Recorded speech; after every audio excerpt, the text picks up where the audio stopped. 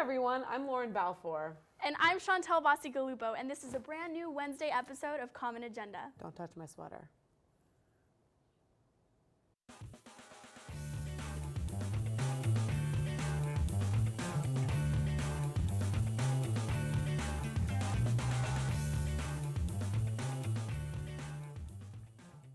Welcome to another episode of Disney's Common Agenda, starring me, your host, Lauren Balfour, as a young maiden who secretly goes in place of my father in the army. I become one of China's greatest heroines in the process with my trusty sidekick, Mushu. All right, now that I've gotten my Disney reference out of the way, I guess I can lead you all fearlessly through what's newsworthy around Emerson College. Let's get started. Have you ever watched Comedy Central, Spike, or TV Land? Ever heard of the Colbert Report or South Park? Of course you have, you don't live under a rock. Well, guess what? All of those brands belong to Viacom Entertainment Group, and the president of Viacom Entertainment Group is Emerson trustee Doug Herzog, class of '81. Doug took a quick break from running 3 TV stations to be inducted into the Broadcasting and Cable Hall of Fame on Monday, October 20th during its 24th annual induction ceremony at the Waldorf Astoria in New York. Congratulations, Doug. You think your midterms are stressful? Try interning at the Institute of World Politics, literally learning how to rule the world. Or at least that's my understanding of it. Journalism major Tyler Defbach, class of 2015, is spending the last semester of his senior year over in Washington, D.C., doing an 8-credit internship at the Institute of World Politics. He's been meeting with intelligence officers, military officials, and probably a few secret agents. He can't tell us about that, though. Doug hopes the experience will further his career. Can't wait to see who plays you in the next Catherine Bigelow thriller, Tyler.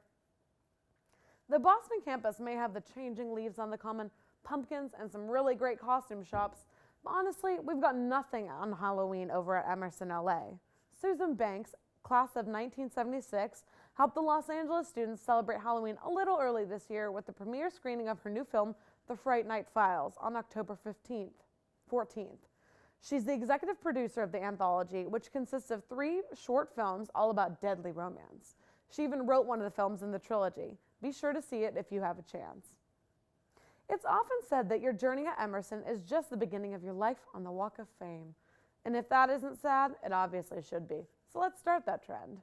This week, one of our famous and beloved alums, Norma Lear, was featured on Good Morning America. On the show, he talked about his brand new book, Even This I Get to Experience.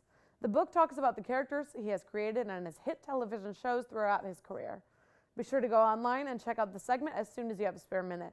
And while you're at it, head to our bookstore and grab yourself a copy of the book. It would do you good to read something other than your Twitter feed. Congrats, Norman. Everyone knows how good it feels to help people in need, and it's a real privilege when we're able to do so as a community. Earlier this month, our lovely, amazing, sweet, and talented women's soccer team decided to raise money to support cancer research. The girls participated in the Light the Night Walk in Boston Common on October 9th, and they raised an incredible $3,715. The money goes to the Leukemia and Lymphoma Society, and the soccer team has raised over $16,000 for the charity over the past 4 years since they began doing the walk. Good job, ladies, and thanks for your hard work. And now, let's send it over to Leah LeBlanc with Stage Spotlight.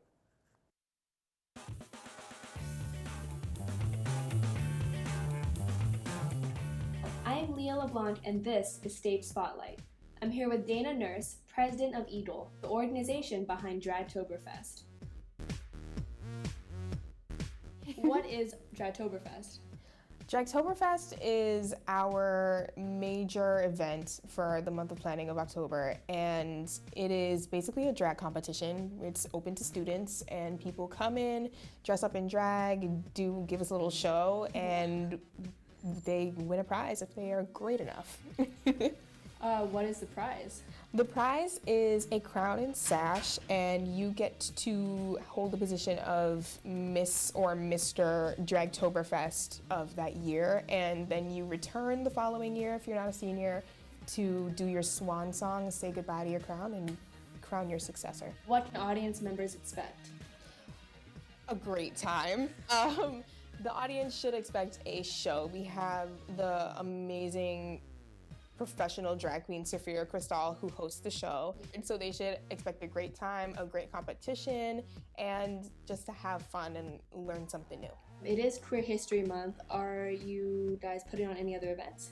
Yes, we have 6 events this month. The first is tonight, which was the drag makeup workshop, and Friday will be Dragtoberfest, of course.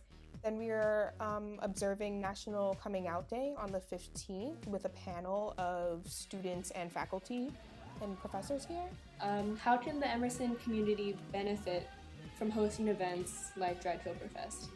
I mean, it's a fun space, of course, but it's also a space where, you get to learn something new. A lot of people don't really know about drag culture. They just know about, RuPaul's Drag Race, which is amazing that that's made it to the forefront of, television. But it is a history lesson. This is something that people who were very marginalized participated in to feel comfortable in their own skin and to have a little fun where, they were being met with a lot of harshness and violence. So it's, we like to have a good time, but we also like people to keep that in mind, that this is, something that the queer community has participated in for quite some time and that it is a respectable art. For State Spotlight, I'm Leah LeBlanc.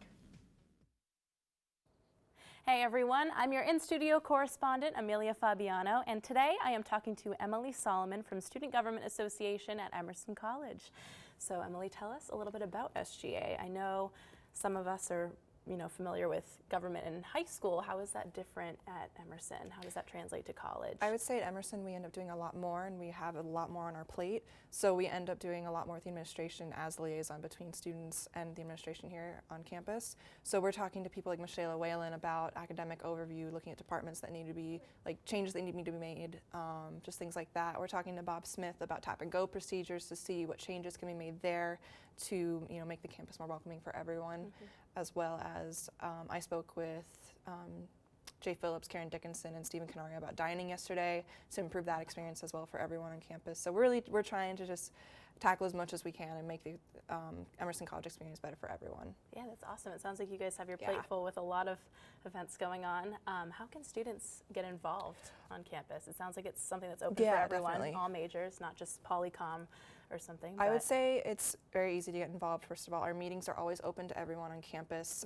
2 p.m. usually in the NPR on Tuesdays. We're there, we're open. Anyone can raise their hand and speak and have a voice. So don't hesitate at any point, even if you're not an elected or appointed member. That said, there are some appointed positions that are still open.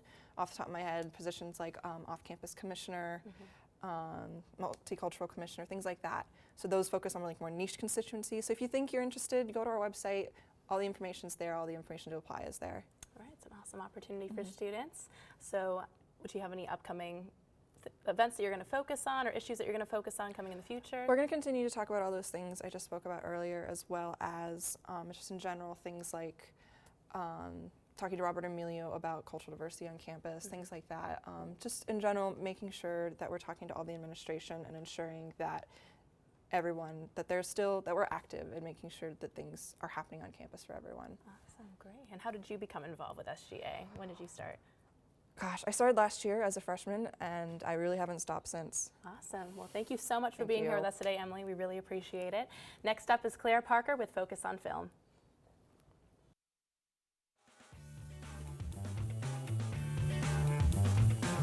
Hi, I'm Claire Parker, and this is Focus on Film. Today, I'm with Julia Morera, a third-year film production major. She's currently working on her film 2, called Apartment 5B. Julia, tell us a bit about the plot. Well, the plot of the film is about a couple who gets a new next-door neighbor, and the neighbor turns out to make a lot of noise, be really loud, and it drives the couple insane to the point where they plot to kill the neighbor. Wow, that sounds intense. Yeah. Well, you're the producer. What do you have to do as producer? Basically, my job so far has been to find the location, which is in Concord, New Hampshire, where I live. So we're going to be shooting in my house and in my friend's house, and a lot of the actors are my friends from back home, so that'll be really fun, and I'm excited to cook food for everyone with my mom.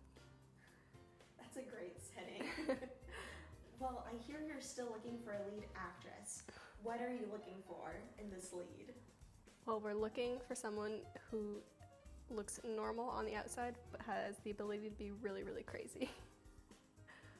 I cannot wait to see the final product. Thank you so much for sitting with us today. Good luck with production. We can't wait to see.